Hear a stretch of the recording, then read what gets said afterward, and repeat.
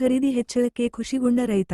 ಪ್ರತಿ ರೈತರಿಂದ 50 ಕ್ವಿಂಟಲ್ ಮೆಕ್ಕೆಜೋಳ ಖರೀದಿಗೆ ಸರ್ಕಾರ ನಿರ್ಧರಿಸಿದ ಕ್ರಮವನ್ನು ರೈತರು ಖುಷಿಯಿಂದ ಸ್ವಾಗತಿಸಿದ್ದಾರೆ. ಈ ಕುರಿತು ಸಮಗ್ರ ರೈತಪರ ಹೋರಾಟ ಸಮಿತಿಯವರು ಭಾನುವಾರ ಲಕ್ಷ್ಮೇಶ್ವರದ ಪತ್ರಿಕಾ ಕಾರ್ಯಾಲಯದಲ್ಲಿ ಪತ್ರಿಕಾಗೋಷ್ಠಿ ನಡೆಸಿದರು. ಮಂಜುನಾಥ ಮಾಗಡಿ, ರವಿಕಾಂತ ಅಂಗಡಿ, ಎಂಎಸ್ ದೊಡ್ಡಗೌಡರ, ನಾಗರಾಜ ಚಿಂಚಲಿ ಮಾತನಾಡಿದರು. ನಂತರ ರೈತರು ಪಟ್ಟಣದ ಶಿಗ್ಲಿ ನಾಕಾದಲ್ಲಿ ಸಂಗೊಳ್ಳಿ ರಾಯಣ್ಣ ಮೂರ್ತಿಗೆ ಮಾಲಾರ್ಪಣೆ ಮಾಡಿ ಪಟಾಕಿ ಹಚ್ಚಿ ಸಂಭ್ರಮಿಸಿದರು.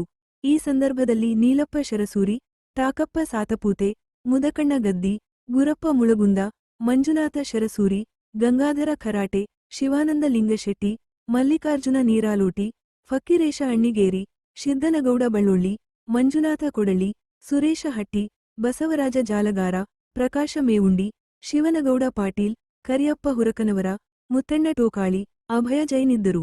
ವರದಿ ನಾಗರಾಜ ಹಣಗಿ, ಪ್ರಜಾಧ್ವನಿ, ಲಕ್ಷ್ಮೇಶ್ವರ.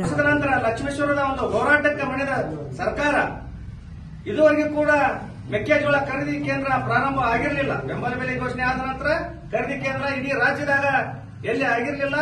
ಈ ರಾಜ್ಯದಾಗ ಆಗಾಗ ಕಾರಣ ಈ ಲಕ್ಷ್ಮೇಶ್ವರದ ರೈತರು ಮತ್ತು ಪತ್ರಿಕಾ ಮಾಧ್ಯಮದವರು ಎಲ್ಲ ಇದಕ್ಕೆ ಸಪೋರ್ಟ್ ಮಾಡಿದಂತ ಎಲ್ಲ ಸಂಘಟನೆಯವರಿಗೆ ಈ ರೈತರ ಪರವಾಗಿ ಅಭಿನಂದನೆ ಸಲ್ಲಿಸ್ತೇನೆ. ಅದಾಗ್ತಾನೆ ಇವಾಗ ಏನು 50 ಕ್ವಿಂಟಲ್ ಮಾಡಿದಂತ ಸನ್ಮಾನ್ಯ ಮುಖ್ಯಮಂತ್ರಿಗಿರಲಿ, ಈ ಭಾಗದ ಸಚಿವರಿಗಿರಲಿ, ನಮ್ಮ ಜಿಲ್ಲಾಧಿಕಾರಿಗಳಿರಲಿ, ನಾವು ಈ ರೈತರ ಪರವಾಗಿ ಹೋರಾಟದಾಗ ಸುಮಾರು ಸರ್ಕಾರಕ್ಕಾಗಲಿ ಅಧಿಕಾರಿಗಳಿಗಾಗಲಿ ಪಾಪ ರೈತರ ಸಮಸ್ಯೆನ ಬಗೆಹರಿಸಲಿ ಅಂತೇಳಿ ಸುಮಾರು ನಾವು, ಯಾಕಂದ್ರೆ ಬಯ್ಯದ ಕೆಲಸ ರೈತರು ಮತ್ತು ಮಾಡೋದಲ್ಲ, ಯಾರು ಬೇಕು ನಮ್ಮ ಮನೆ ಯಜಮಾನರು. ಆದ್ರೆ ಇವತ್ತು ನಾವು ಅವ್ರಿಗೆ ಅಭಿನಂದನೆ ಹೇಳಕ್ ಕೂಡಿ, ಯಾಕಂದ್ರೆ ರೈತರದೊಂದು ಕೂಡಿದಂತ ಎಲ್ಲ ಒಮ್ಮಸದಿಂದ 50 ಕ್ವಿಂಟಲ್ ತಗೋಬೇಕಂತೇಳಿ ಇವತ್ತೇನು ನಮ್ಮ ಸರ್ಕಾರದಿಂದ ಆದೇಶ ಮಾಡ್ರ. ಜಿಲ್ಲಾಧಿಕಾರಿಗಳ ಶೀಘ್ರನ ನಾಳಿನ ಇದೊಂದು ಈ ಭಾಗದಾಗ 50 ಕ್ವಿಂಟಲ್ ತೊಗೊಳಕ್ ಈಗಾಗಲೇ ನಮ್ಮ ರವಿಕಾಂತಣ್ಣ ಅಂಗಡಿಯವರು ಜಿಲ್ಲಾಧಿಕಾರಿ ಜೊತೆ ಸಂಪರ್ಕ ಮಾಡ್ರ, ದೊಡ್ಡಗೌಡರು ಮಾಡ್ರ, ನಾವು ಕೂಡ ಇಲ್ಲಿದ್ದಂತ ಎಲ್ಲ ಮುಖಂಡರು ನಾಗಣ್ಣರು ಎಲ್ಲರೂ ಸಂಪರ್ಕ ಮಾಡ್ಯಾರ.